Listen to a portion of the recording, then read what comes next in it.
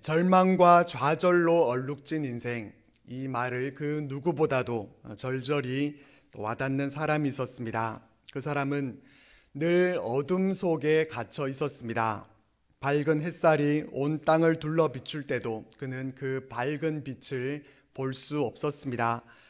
바라볼 것이 없어서 모든 희망을 끊어버리는 것, 이것을 절망이라고 말하는데 그는 정말로 바라볼 것이 없었습니다. 산천이 변해가고 자연이 그려나가는 그 멋진 풍경들을 전혀 바라볼 수 없었습니다. 초록색이 어떤 색인지도 모릅니다. 따뜻한 목소리를 가진 어머니의 목소리는 들을 수 있었지만 어머니의 얼굴은 알지 못했습니다. 꿈에 부모님이 나타나도 소리만 들릴 뿐 얼굴은 없습니다. 자신의 얼굴마저도 한 번도 본 적이 없었습니다. 그는 나면서부터 시각장애를 갖고 태어났습니다. 아무것도 바라볼 수 없는 그에게는 절망이 오직 그의 유일한 친구였습니다. 한 번도 보지 못한 세상의 풍경이 어떻게 생겼을지에 대한 그러한 궁금증은 별것도 아니었습니다. 앞이 보이지 않아서 겪게 되는 답답함에 대해서는 그래도 견딜만 했습니다. 넘어져서 다치는 일은 다반사였고 이미 익숙해진 지 오래됐습니다. 그러나 가장 힘든 것은 자신을 대하는 사람들의 태도였습니다. 아무 잘못도 없는 그를 사람들은 죄인으로 취급했습니다. 죄를 지었기 때문에 그 죄에 대한 보응으로 저 고통을 당한다고 사람들이 손가락질합니다. 심지어는 그 부모의 죄 때문에 저런 저주를 받았다. 부모님까지 들먹입니다. 나는 죄인이 아닙니다. 내 부모님은 죄인이 아닙니다. 이렇게 소리치고 싶었지만은 귀담아 들어줄 사람은 아무도 없었습니다. 어쩌면은 사람들의 그 말대로 나는 정말 죄인인지도 모르겠다고 하는 그런 생각을 더 자주 하게 됐습니다. 어둠과 절망 속에 있던 그는 죄로 인한 무겁고도 고통스러운 그런 마음의 짐까지 지고서 그의 삶을 연명해 가고 있었습니다. 한번 상상해 보십시오. 이 사람이 겪어온 그 삶의 무게를 한번 느껴보십시오. 지금 이 순간 내가 바로 그 사람이 되어 보십시오. 그 절망이 느껴지십니까? 날 때부터 맹인이 되었다라고 하는 것은 결코 그 어둠에서 벗어날 수 없다는 의미입니다. 아무리 노력해도 안 된다는 뜻입니다. 그러나 아무것도 바랄 수 없고 어떤 희망도 노래할 수 없는 그런 상황 가운데 있었습니다. 깊은 상처와 아픔만이 그 안에 흐르고 있었습니다. 우리가 아무리 그 사람이 되어서 그를 이해해 보려고 해도 우리가 가진 이 상상력을 가지고는 그 사람의 삶을 도무지 이해할 수 없는, 다 상상해낼 수 없는 그런 크고 깊기만 한 그런 그의 삶이었습니다. 1절 말씀은 이렇게 기록되어 있습니다. 예수께서 길을 가실 때 날 때부터 맹인된 사람을 보신지라. 주님께서 길을 가시다가 바로 이 사람을 보셨습니다. 그가 주님을 먼저 찾아간 것이 아니었습니다. 그는 주님이 어디에 계신지도 볼 수 없었고 또 알지 못했습니다. 절망이라는 철장 속에 갇혀 있어서 그 밖으로 나올 엄두조차 내지 못하고 있었습니다. 그런 그에게 주님이 찾아가셨습니다. 길을 지나가시다가 우연히 본 것이 아니었습니다.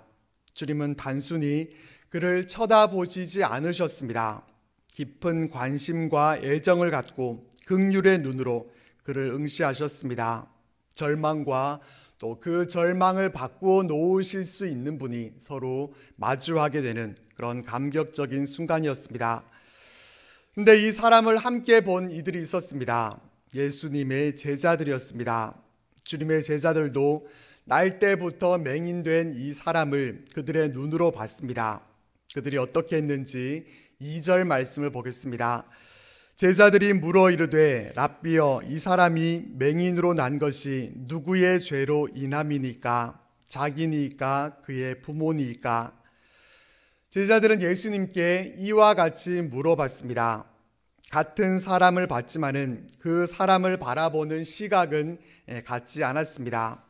예수님의 제자들은 그 당시 유대인들이 갖고 있던 그런 관념 속에서 그를 바라봤습니다.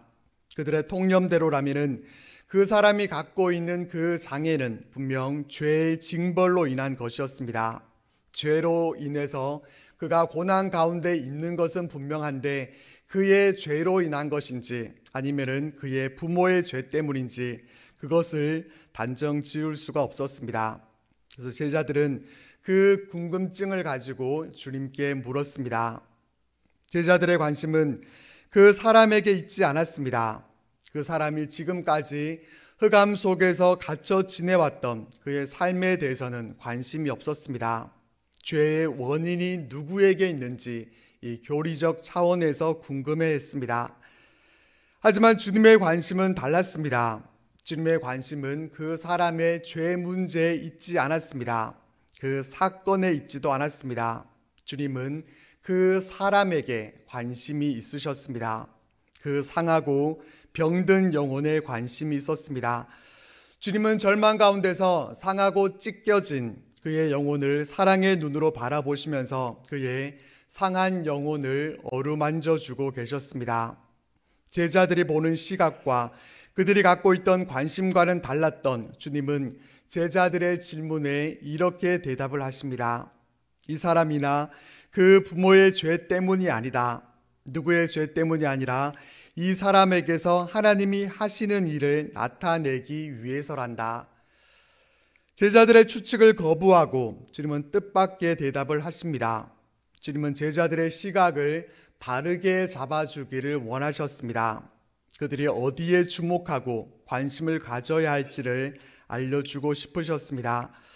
주님은 그 사람을 통해서 일하기 원하시는 하나님의 특별한 목적이 있음을 말씀하십니다.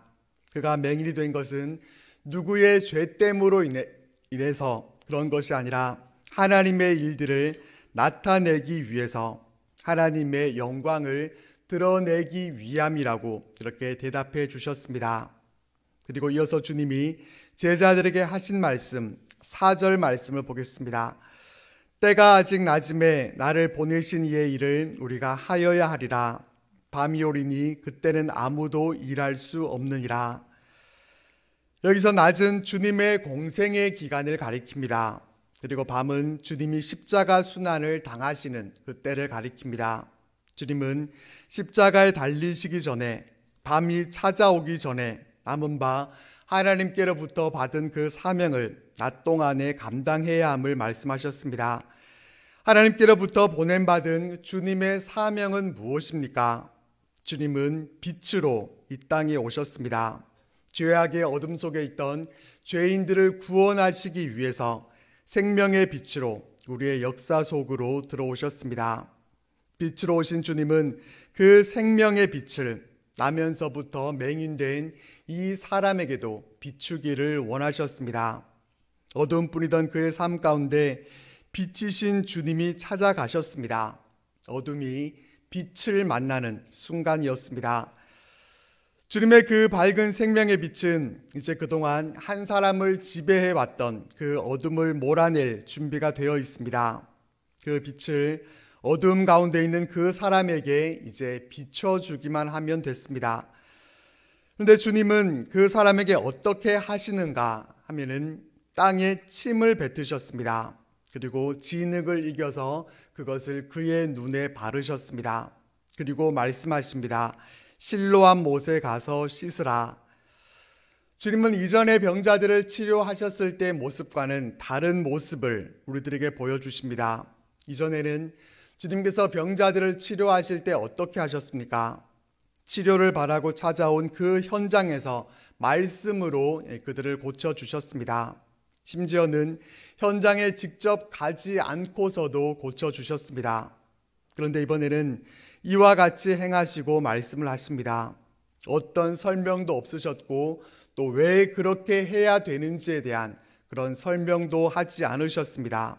낫게 해주겠다고 하는 그런 약속도 하지 않으셨습니다.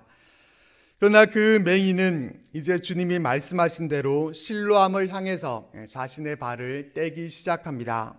보냄을 받았다는 뜻을 가진 실로암으로 그는 보냄을 받아서 출발합니다. 실로암을 향해서 걸어가는 그 사람의 모습을 다시 한번 상상해 보십시오. 눈에는 진흙이 발라져 있습니다. 지팡이를 짚고 더듬더듬 걸어가는 그 모습만도 사람들의 주의를 끌기 십상이었는데, 얼굴에 진흙을 바르고 걸어가는 그 사람의 모습은 더욱 많은 사람들의 주목을 받았을 것입니다. 그의 속마음은 상상이 되십니까?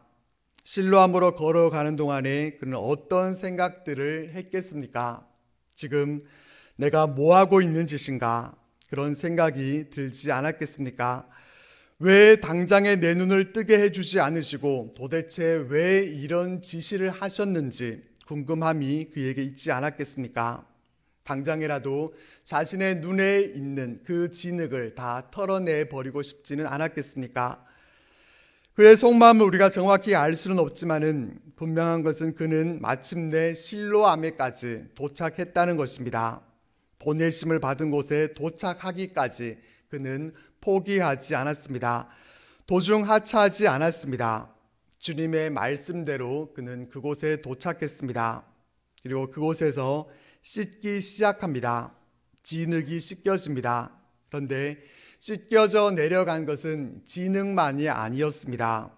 그의 절망이 함께 씻겨 내려갑니다.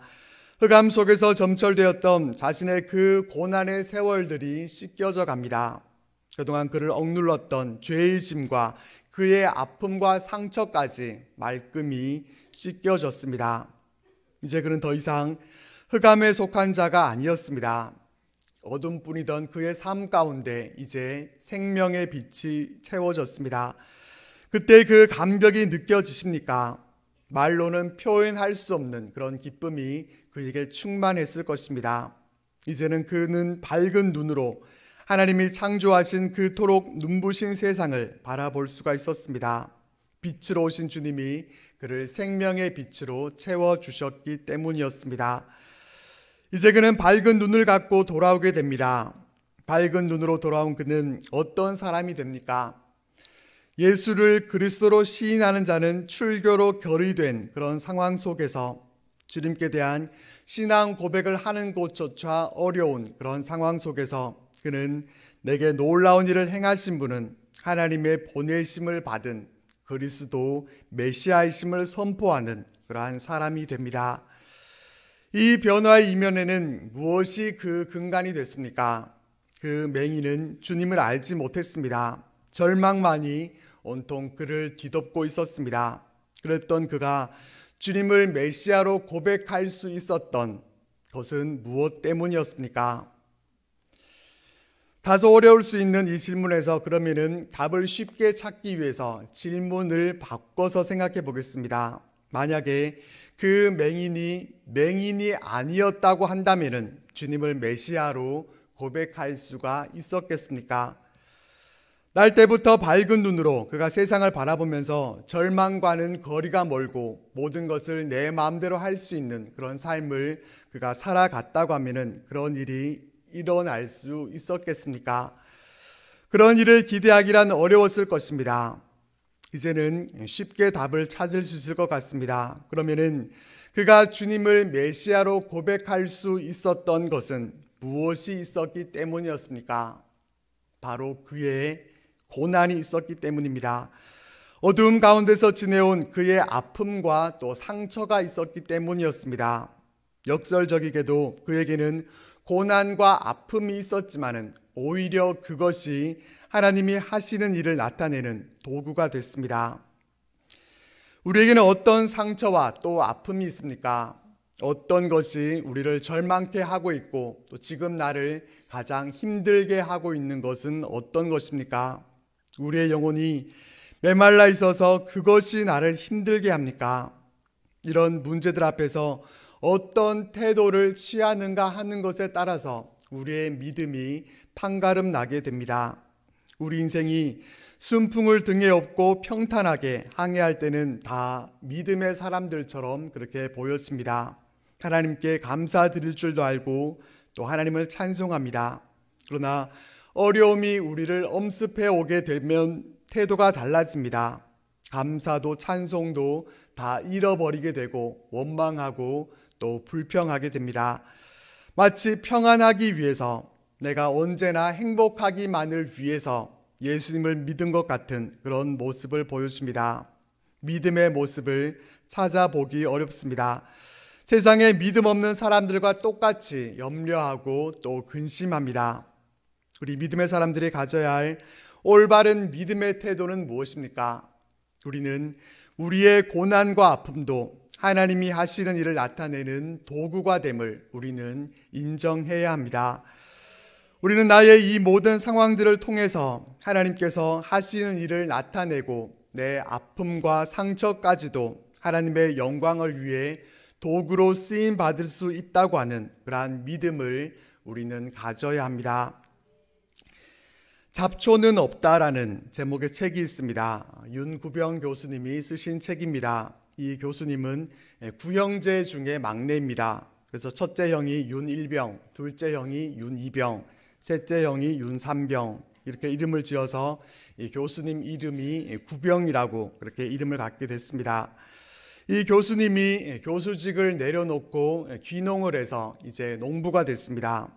그래서 초보 농부로서 겪은 에피소드와 함께 이 땅의 교육과 또 자연을 걱정하는 그런 이야기들이 이 책에 담겨져 있는데, 이 책에 보면은 이런 내용의 글이 있습니다. 올 이른 봄에 겪었던 잡초 사건이 기억난다. 마늘밭을 온통 풀밭으로 바꾸어 놓은 그 괘씸한 잡초들을 죄다 뽑아 던져버린 뒤에야 그 풀들이 잡초가 아니라 별꽃나물과 광대나물이었다는 사실을 알고 얼마나 후회했는지 모른다. 정갈하게 거두어서 나물도 무쳐 먹고 효소식품으로 바꾸어도 좋을 약이 되는 풀들을 내 손으로 그 씨앗을 뿌리지 않았는데도 돋아났다는 이유 하나만으로 적대시하여 죄다 수고롭게 땀 흘려가며 뽑아서 버렸으니 참 어리석기도 하지. 윤구병 교수님은 이 세상에는 잡초란 존재하지 않는다는 것을 이 책의 결론으로 주장합니다. 어떠한 논리나 특정한 잣대를 들이대면서 보니까 잡초로 여겨지는 것뿐이지, 알고 보면은 모두 다 하나님께서 창조하시고 만드신 그런 창조물들이고 나름대로 다 쓸모가 있고 또 귀중한 것들이라는 것입니다. 나면서부터 맹인되었던 사람은 앞을 보지 못하는 것 이상의 어려움과 또 고난이 있었습니다. 그러나 그것은 아무 의미 없이 우연히 주어진 것이 아니었습니다. 잡초는 없기 때문입니다. 늘 모든 것이 잘 되어야 한다는 기복적인 생각, 또 평안만을 바라는 욕심에서 보면은 우리 삶 가운데 찾아오는 여러 가지 문제들이 아무런 필요가 없는 그런 잡초처럼 여겨질지 모릅니다. 뽑아버리고 또 없애버려야만 할 그런 쓰레기로 여겨질지 모릅니다. 하나님께서 이 잡초를 내 인생 가운데서 뽑아달라고 그렇게 기도하고 뽑아내고 뽑아내도 또 자라나는 그런 잡초를 향해서 우리는 원망하고 또 불평할 수 있습니다. 그러나 우리의 믿음에 있어서도 결코 잡초는 없다고 하는 이러한 믿음이 우리에게 있어야 합니다. 당장은 잡초처럼 여겨질 수 있지만은 영의 눈을 뜨고 보면은 그것이 잡초가 아니라 거기에는 우리를 향한 하나님의 깊은 계획이 담겨 있다라는 것을 우리는 깨닫게 됩니다. 의상 디자이너를 꿈꾸던 여대생이 있었습니다. 그는 갑자기 당한 교통사고로 인해서 25살 나이에 뇌병변 장애 판정을 받게 됩니다. 음주 차량에 치여서 8m를 날았습니다. 의사는 살아날 확률이 5%라고 했습니다. 26일간 뇌사 상태에서 의식을 되찾았지만은 3살 지능으로 깨어났습니다. 서서히 본래 나이의 지능으로 회복되기는 했지만은 시각 장애도 생겨서 모든 사물들이 5도 기울어진 그런 상태로 겹쳐 보였습니다. 부러진 다리에 인조뼈와 또 철심도 받고 그렇게 1년 반 동안 몇 차례 수술을 받으면서 퇴원을 했지만은 여기까지가 또 전부가 아니었습니다. 어느 날 또 한 번의 교통사고를 겪게 됩니다. 조수석에 앉아있던 그녀는 전봇대를 받아서 오른쪽 손 마비가 더 심해졌습니다. 최소 10시간 간격으로 이 손을 움직여주지 않으면 굳어버린다고 했습니다. 재활치료를 받던 강주혜 씨는 중도 장애인이 된 나의 경험을 담은 일러스트를 그리겠다, 그렇게 결심을 하게 됩니다. 그녀는 매일 100장씩 그림을 그려나갑니다. 손의 마비로 인해서 연필을 쥐기가 힘들어서 스케치 없이 볼펜 드로잉을 시작했습니다. 오른팔의 그 감각을 살리기 위해서 이렇게 그림 그리기를 시작했지만은 한 장 한 장 작품이 쌓여갈 때마다 마음이 치유되는 것 같았다고 합니다. 우연한 기회로 시각장애인 복지관에 걸린 그녀의 작품이 입소문을 타고 온라인상에서 화제가 됐고 또 작품 요청이 쇄도하기 시작했습니다. 강주혜 씨는 저처럼 중도장애로 힘든 이들에게 위로가 되고 싶습니다 라고 말하면서 재능 기부로 자신의 작품을 필요로 하는 사람들에게 기부해 왔습니다. 임종을 앞둔 환자들을 위한 호스피스 병동에도 자신처럼 시각장애를 가진 이들이 도움을 받는 그러한 복지관 등에도 그녀의 작품이 걸려 있습니다. 또 자신이 그린 그림 58점을 담아서 아름다운 긍정, 미긍이라고 하는 제목의 책을 펴냈습니다. 그 수익금으로 여러 장애인들을 도우면서 그렇게 귀한 일들을 펼쳐가고 있습니다. 이분의 삶도 참 절망이 가득하고 또 고난의 삶이었습니다. 상처와 아픔이 있었습니다. 하지만 그의 과거의 모든 삶들은 잡초가 아니었습니다. 아무런 도움도 되지 않는 고통만은 아니었습니다. 비록 큰 아픔은 있었지만은 그 아픔을 통해서 많은 사람들에게 위로를 주고 또 용기를 전해줄 수가 있었습니다. 우리 가운데는 상처와 아픔을 갖고 살아가는 사람들이 있습니다. 신앙생활을 잘 했었는데 지금은 하나님 품을 떠나 있는 가족 식구들 때문에 마음 아파하고 또 질병으로 인해서 투병하고 있는 일로 인해서 아픈 가슴을 안고 기도하고 있는 분도 계실 것입니다. 직장과 일터에 있는 어려움들, 또 자녀들에 대한 그러한 문제로 인해서 아픔을 갖고 계신 분도 계실 것입니다. 이 모든 상처와 아픔들은 결코 잡초가 아닙니다. 아무런 이유 없이 아무 필요 없는 것인데 내게 괜히 주어진 것이 아닙니다. 잡초처럼 여겨지지만 하나님은 절대로 그냥 잡초로 내버려 두지 않으시고 유익하게 사용하실 것입니다. 로키 산맥의 해발 3,000m 지점에는 수목 한계선이 있습니다. 1년 중에 3, 4개월 정도만 제외하고는 영하의 날씨가 계속되고 또 세찬 바람이 몰아치기 때문에 그곳의 나무들은 곧게 자라지를 못합니다. 그곳의 나무들은 키가 작고 또 바람을 등진 채로 휘어져서 무릎을 꿇고 있는 모습과 같은 그런 모습으로 자라납니다. 그래서 땔감이 되는 것 외에는 아무런 쓸모가 없을 것만 같습니다. 그런데 세계에서 가장 공명이 잘 되는 스트라디바리우스 바이올린과 같은 것이 바로 이 나무, 무릎 꿇은 나무로 만든다고 합니다.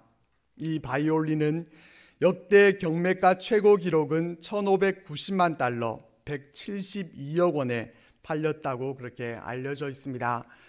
모진 비바람 속에서 그 열악한 환경을 이겨낸 나무들은 평범하게 곱게 자라난 나무에서는 낼 수 없는 그런 깊은 울림이 있는 소리를 낸다고 합니다. 로키 산맥에 있는 그 나무들에게 있어서도 그 매서운 바람과 고난은 잡초가 아니라 더 아름다운 소리를 내는 데에 유익한 것입니다. 고난당한 것이 내게 유익이라 이로 인해 내가 주의 율례를 배우게 되었나이다 라고 고백한 이 시편 기자의 고백과 같이 우리에게 당한 어려움들 가운데서 잡초는 없습니다. 오히려 하나님의 율례를 배우게 되는 유익함이 있습니다. 때로는 어렵고 또 힘든 순간들이 있지만은 그것은 아름다운 선율을 만들어내는 명품 바이올린으로 만들어 주시기 위한 하나님의 계획하심이 있다는 것을 우리는 알아야 합니다. 하나님은 우리에게 당한 아픔과 어려움들마저도 사용하셔서 하나님께서 하시는 일을 나타내실 것입니다. 하나님께서 하시는 일을 드러내고 하나님의 영광을 위해서 사용하시도록 우리는 우리의 아픔과 상처까지도 하나님께 올려드려야 합니다. 다만 우리들이 가져야 할 믿음은 무엇입니까? 내가 어떠한 상황 속에 있든지 그것은 곧 하나님의 일을 나타내기 위함이라고 믿는 그러한 믿음이 우리에게 있어야 합니다. 빛이신 주님이 절망과 흑암 속에 있던 우리 인간들을 찾아오셨습니다. 나면서부터 맹인 되었던 사람을 찾아가셨던 주님은 오늘 우리 삶의 현장 가운데도 찾아오십니다. 그리고 우리를 사랑의 눈으로 주목해서 바라보십니다. 그리고 주님은 우리를 실로암으로 보내십니다. 주님께로부터 보냄을 받은 우리들은 끝까지 이 길을 믿음으로 걸어가야 합니다. 믿음으로 끝까지 우리가 걸어가면은 주님은 우리의 영의 눈을 뜨게 해주시고 우리의 영의 눈을 뜨고 모든 것들을 바라보게 된다면은 우리의 인생 가운데 잡초는 결코 없다고 하는 것을 우리는 발견하게 될 것입니다.